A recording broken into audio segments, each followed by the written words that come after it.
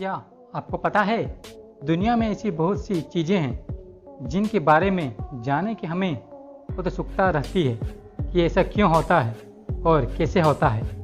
आखिर वकील काला ही कोट क्यों पहनते हैं और अपने हाथों से गुदगुदी क्यों नहीं होती है?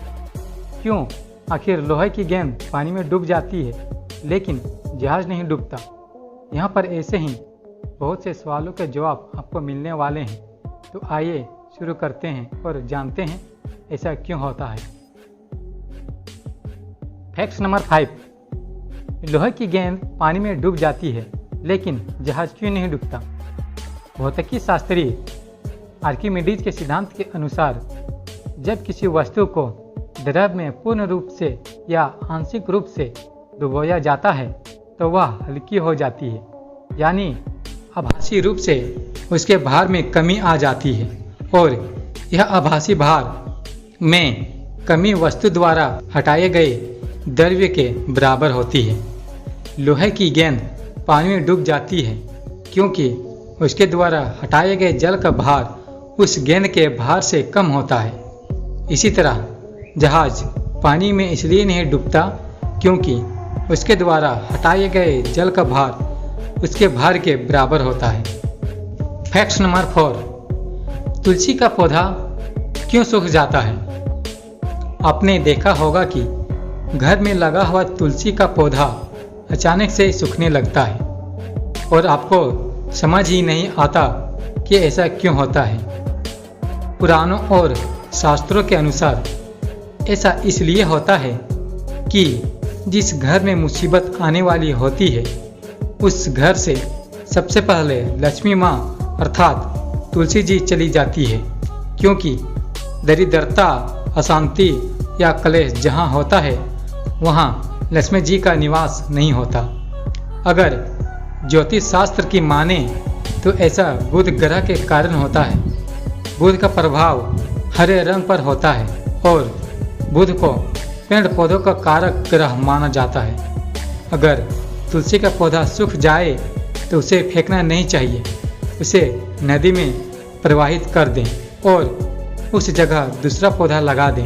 सूखे हुए तुलसी के पौधे को घर में नहीं रखना चाहिए, इसे अशुभ माना जाता है। फैक्ट नंबर 3, अपने हाथ से गुदगुदी क्यों नहीं होती? अगर कोई दूसरा व्यक्ति गुदगुदी करता है तो हमें गुदगुदी होती है और हंसी आती है, लेकिन जब हम खुद अपने आप को गुदगुदी करते हैं तो हमें ऐसा कुछ अनुभव नहीं होता है, क्योंकि हमारे मस्तिष्क में ग्रंथियां कुछ इस तरीके से काम करती है कि उसे बाहरी संवेग और आंतरिक संवेग को अलग करने में महारत हासिल होती है। दिमाग सबसे पहले उन संकेतों को अनदेखा करता है जो आंतरिक होते हैं, अर्थात जो व्यक्ति स्वयं अपने शरीर पर करता है। जब कोई दूसरा व्यक्ति हमें गुदगुदी करता है तो हमें वह हंसी उसके कारण होने वाले आकस्मिक भय का रूप ही होती है, और जब हम स्वयं अपने आप को गुदगुदाते हैं तो हमें किसी भी प्रकार का भय नहीं रहता है। अपने आप को गुदगुदाने पर यह प्रतिक्रिया दिमाग के जिस हिस्से के कारण नहीं हो पाती है उसे सेरेबेलम कहते हैं, और यह दिमाग के पिछले हिस्से में होता है। यह दिमाग के अन्य हिस्सों को मिलने वाले संवेदनात्मक संकेतों का नियंत्रित करता है। इसलिए अपने आप से गुदगुदी करने से हमें गुदगुदी नहीं आती है।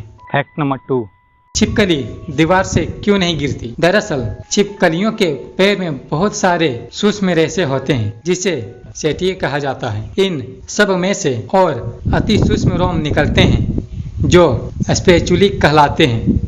यही स्पेचुली जब दीवार के संपर्क में आता है तो वेंडर वाल्स बल पैदा होता है और इसी बल के कारण छिपकली दीवार पर आसानी से चल सकती है और गिरती नहीं है। फैक्ट नंबर 1, वकील काला कोट ही क्यों पहनते हैं? वकील लोग काला कोट इसलिए पहनते हैं क्योंकि काला रंग दृष्टिहीनता का प्रतीक है। कहा जाता है कि कानून अंधा होता है और दृष्टिहीन लोग किसी के साथ पक्षपात नहीं करते। इसी कारण से वकीलों के कोट का रंग काला होता है, जिससे वकील बिना किसी पक्षपात के अपना काम ईमानदारी से करें।